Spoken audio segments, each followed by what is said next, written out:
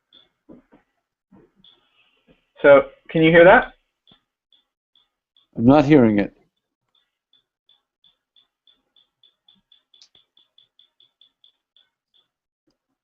I'm seeing my serial monitor saying beep, but I'm not hearing the beep.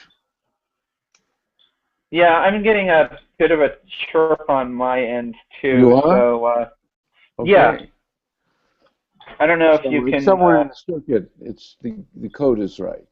Can you hear that at all? Yeah, I thought I did, but I was wrong.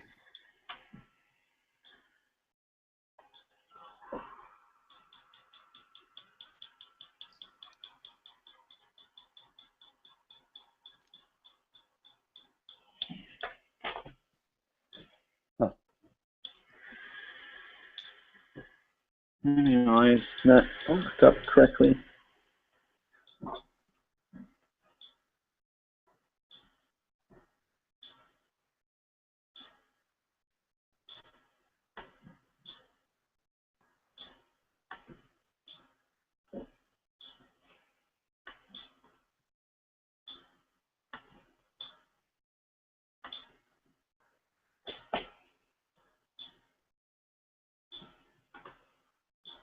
I'm,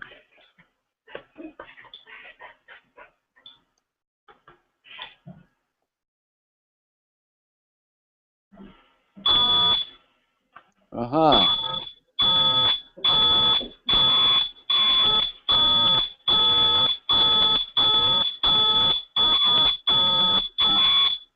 Wow. So in my case, it's actually the. So on my device, it's actually the. There we go.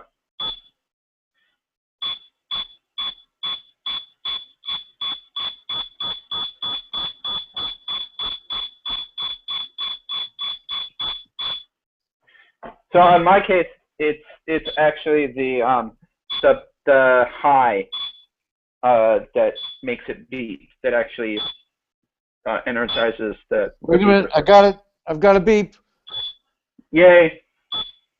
Yeah, we're beeping. All right. So if you put your hand close to it, it should get shorter. It should be quicker. Yeah, mine's kind of long. For So delivering. if you put your hand close to it,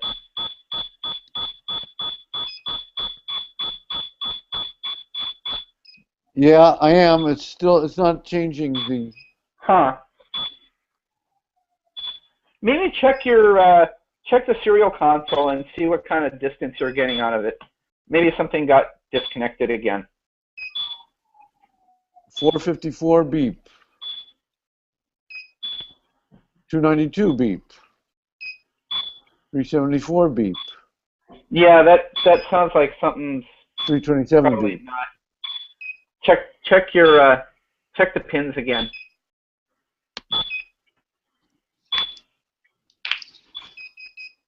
Okay.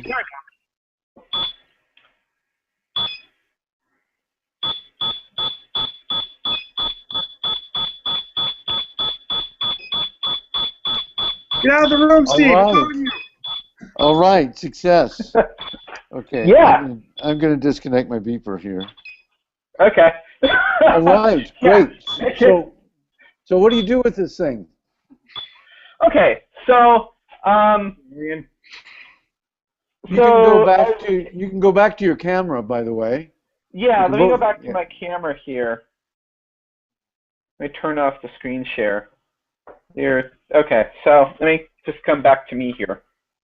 Okay, so what do you do with this? So this is something that you would use to, like in the original application that I showed you, this is like a distance sensor. This is something where if you tell people, there's this idea that if something is beeping at you long, and it beeps, and then as your environment changes and the beeping changes, humans we're pretty good at kind of picking up causal relationships. So the idea behind this in particular is that it's a backup beeper, or it's a distance sensing beeper. So if, you know, like I think in the link to my blog entry that you posted, when I made this, the original backup beeper for my wife, the purpose was that she had had foot surgery and she had to get around on a knee scooter and had to, you know, this is to like help keep her from running into things with her foot. So as she got closer to a table or a chair or couch or something like that, or to the you know, the shelf at the grocery store, it would beep quicker, and it's to help you, you know, navigate around. So that's one kind of use for it. The other thing that this teaches you about is, the other thing that this is for is it kind of teaches you about, I guess, distance and how long it takes things to react. You know, how long it even takes devices to react. Sonar it's a sound wave. It, you know, travels much slower than light, but it still bounces back pretty quick. So with What's the range of this little one? This one is about, like, I think they say like 5 meters. I found that it works pretty reliably out to about 3. I find that it works pretty reliably out to about 3. It has the firmware on the sensor itself is keyed to pick up the largest object that it finds. So there can be some smaller ones around. And as you kind of get further out, like if you were to aim it across the room, you might get some kind of weird return. You might get like some weird values back from it, because what it's doing is there's so many things at such a far distance that kind of evaluate to being equally large. It can get kind of confused as to like which one to report on. I gotta play with this. I think the utility of this, I think the utility of this is that it's a kind of a learning and teaching tool about sound waves, sonar, how long it, like we're used to in the digital world, like when you're just working with code or you're just working with the web, you're used to things being instant. Our computers process transactions in nanoseconds. Our hard drives read things in microseconds. You know, 150 milliseconds is a long time to get, you know, network speed from New York to San Francisco. Sonar works, as you can see, we're working on the order of seconds. Yeah. So this is kind of how hardware interfaces into, this is kind of how the physical world and sensors, and, you know, they talk about like the Internet of Things and everything is going to have a sensor in it. This is how these things interface, you know, how our real world interfaces into our digital devices. Is that it's a very kind of differing time scale. The motors on your robot, for example, take a couple hundred milliseconds to actually get enough juice into them to be able to make the wheel turn. So you have to give, when you tell a robot to start moving based on sensor data, you have to give it a good couple seconds to actually do that, to, you know, to make those wheels turn before you tell it to stop. All right. Well, this is like one of the first things that I learned when I was first playing around with robots. Is that one of the first, I had my first program all written up to use a sonar sensor to help the robot navigate. And I started it, and rather than moving down the hall and turning left and turning right and avoiding obstacles, the robot just kind of went and just kind of, you know, stood there and started to shake itself apart. And I went back and looked at this, and I realized that that was because it takes about, even though I was working with an Arduino, it takes about a quarter of a second from when I tell, when the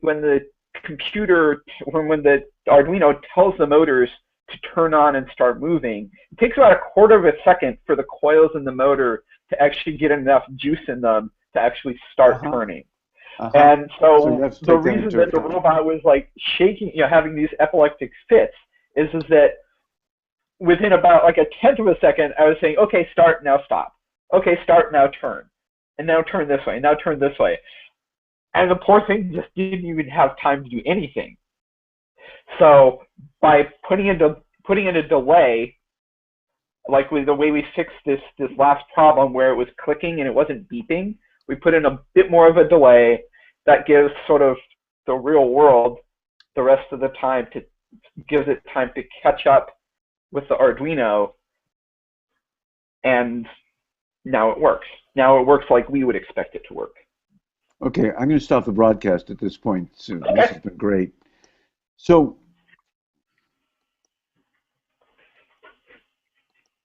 it doesn't want to click on this.